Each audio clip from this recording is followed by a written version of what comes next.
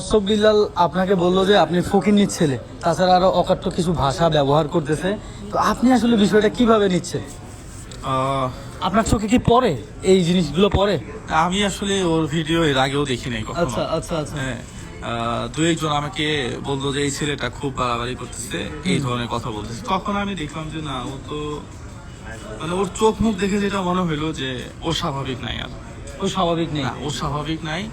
ও একেবারে অস্বাভাবিক হয়ে পাগল পর্যায়ে চলে গেছে, এবং ওকে দেখে যেটা মনে হয় ও মারাত্মক লেভেলের কিছু একটা খায় আর কি। হ্যাঁ, তো যাই হোক, থটস অফ বিল্লালের থেকেও দেখি যে রিপ্লাই আসতেছে, জুয়েল ভাই থেকেও রিপ্লাই আসতেছে। আপনারা সাধারণ জাস্ট মস্তিষ্কে একটু নিজে চিন্তা করেন যে রিপ্লাই কার পর্যায়ে কে কী ধরনের ব্যবহার করতেছে। আমি আসলে জুয়েল ভাইয়ের রেস্টুরেন্টে আসছি এই কারণে যে এই কথাটা জিজ্ঞাসা করতে, যে ওনার থেকে আসলে কেমন লাগতেছে এই যে ব্যবহার করে, এইটা কী ধরনের ব্যবহার, এটা কি সামাজিক যোগাযোগ মাধ্যমে করতে পারতে? ও কি বোঝে আমি এটাই বুঝি না।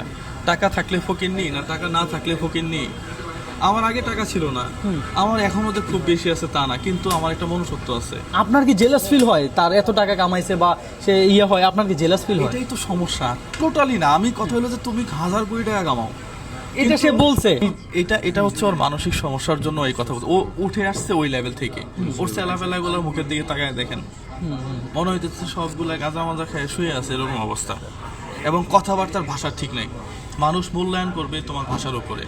তুমি মানবিক মানুষ হয়ে, হ্যাঁ, ওই 500 টাকার একটা বই তুমি 30,000 টাকা বিক্রি করবা, আর মানুষ কথা বললে তুমি বলবা যে আমার কি সমস্যা।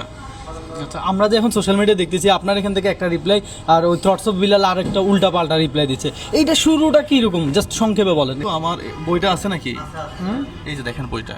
আচ্ছা, এই সেই বই। হ্যাঁ, এই যে হৃদয়ের নাম বানানো ভুল করছে। হ্যাঁ, আচ্ছা, হ্যাঁ। এটা নিয়ে আমরা কথা বলবো না। হ্যাঁ, এবং এই যে বইটা, আমি জাস্ট প্রথম পৃষ্ঠাটা দেখাই আপনাকে। হ্যাঁ, প্রথম পৃষ্ঠাটা আমরা দেখি। আচ্ছা, প্রথম না, 2টা পৃষ্ঠা দেখাই।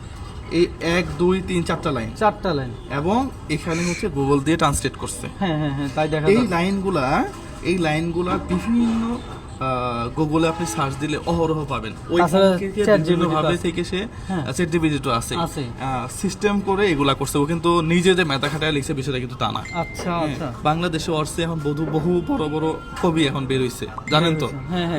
সোহেল না কি জানি নামে একটা, ওর কিন্তু কোনো আলোচনা নাই। এখন বিল্লাল চিন্তা করতেছে যে আমার তো ভাত আর নাই, আমি তো শেষ।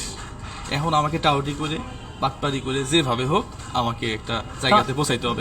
আচ্ছা দেখেন তো, এই যে 4টা লাইন, এইটুকু ফাঁকা। এই পৃথিবীতে আর কোনো কবি ছিল না নাকি? হ্যাঁ, কিছুই নেই। একটা মানে পাতাতে 4টা লাইন ছাড়া আর কিছুই নেই। গুগলে সার্চ দেন না, কত নিবেন আপনি সার্চ দিয়ে পরে আমাকে একদম কি আছে, 4টা লাইন ছাড়া তো আর কিছুই নেই। হ্যাঁ, তাহলে এই যে মানুষকে প্রতারণা করাটা, হ্যাঁ, এখন এগুলাই প্রথম বলছিলাম আমি ভাই। মানে আপনি বলছেন যে আপনি বলছিলেন, আমি শুনছিলাম যে এই বইটা কেন 1000 টাকা বিক্রি করতেছে, 100 টাকার একটা বই তো সে 200 টাকা বিক্রি করতে পারে, এটা নিয়েই তাহলে শুরু আপনার। আপনি এসে মানুষ হিসাবে এই দেশে কি ঘটবে এটা নিয়ে আপনি কথা বলতে পারবেন না? অবশ্যই রাইট আছে, আমি সেটাই শুনতে চাইতেছি এতক্ষণ। একটা বই লিখছেন, এই বইটার দাম 300 টাকা দিয়ে আমি কিনছি। আমি কেনার পরে আমি বললাম যে রবিন ভাই যে বইটা লিখলো, এই বইটার দাম 150 টাকা হইলে ভালো। অবশ্যই রাইট আছে, এটা বলা রাইট আছে। তাহলে এরপরেই রিপ্লাই শুরু, আর আমরা দেখতেছি ইতিমধ্যে তার অকাট্য যে ভাষাগুলো, আসলে এগুলো খুব খারাপ লাগে। কন্টেন্ট ক্রিয়েশনের আব্বা বলে সে, মানে কন্টেন্ট ক্রিয়েট করে যারা তারা। আমি ওকে আজকে বললাম যে 100K ফলোয়ার ছিল আমার এলাকাতে, এসে বলতেছে জুয়েল ভাই একটা ভিডিও। আমি সেই ভিডিওটা দেখছি, আমার চোখে ভিডিও করে দিলাম। হ্যাঁ, কপালে থাকলে তুমি বড় কিছু হবা। ওই ভিডিওটা তো ভাইরাল মানে কি, ওর 17K ফলোয়ার এখন মনে হয় 18-19K হয়ে গেল, কয়েক মিলিয়ন ভিউ। এখন আমি কি বলতে পারি যে আমি তোমার আব্বা? মোটেও না। আমার যে ড্রাইভার, সে তো ভিডিও বানাইতো না, 40K ফলোয়ার। এখন আমি কি বলতে পারি আমি তোমার আব্বা? কখনো। রাশিদুল সিএনজি চালাইতো, সারা রাত সিএনজি চালায়, দিনে এসে আমার সাথে সময় দিত। আজকে $300 উপরে ওর অ্যাকাউন্টে, তার মানে প্রায় 40,000 টাকার কাছাকাছি। আমি এখন রাশিদুলকে বলতে পারি যে তোমার আব্বা আগে যেটা ছিল, জগতের আব্বা হয়ে যাইতেছে, ভাবা যায়। তো আসলে জুয়েল ভাইয়ের কথায় আমি একমত হইতে বাধ্য হইলাম যে ও কিছু একটা খায়। হ্যাঁ, এটাই হইতে পারে। আর ওর সুস্থতা কামনা করি, ও যেন দ্রুত সুস্থ হয়ে যায়। আমি নিজে অসুস্থতা কামনা করি, আমিও শুভাকাঙ্ক্ষী, এখনো বলে দিলাম।